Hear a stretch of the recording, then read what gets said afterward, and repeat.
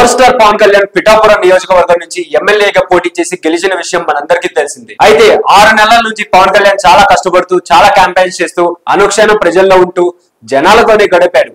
అందువల్లే తన మీద నమ్మకాన్ని పెట్టుకున్న జనం ఆయనకి బ్రహ్మరథం పెట్టారు.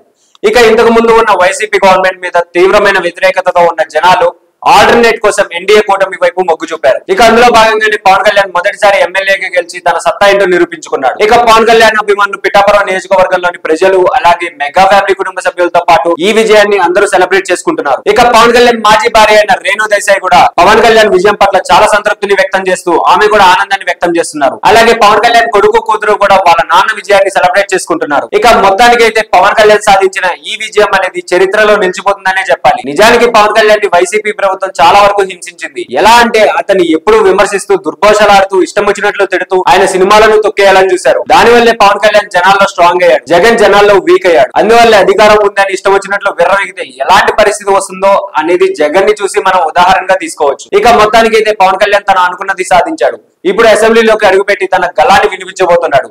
మరి ఆయన అసెంబ్లీలో ఎలాంటి ప్రశ్నలు సంధిస్తాడు, ఎలాంటి వాటి మీద పోరాటం చేస్తాడు అనేది తెలియాలంటే మరికొద్ది రోజులు వెయిట్ చేసి చూడాల్సిందే. సో ఇలాంటి మరిన్ని ఇంట్రెస్టింగ్ అప్డేట్స్ కోసం please do like, share and subscribe to our YouTube channel.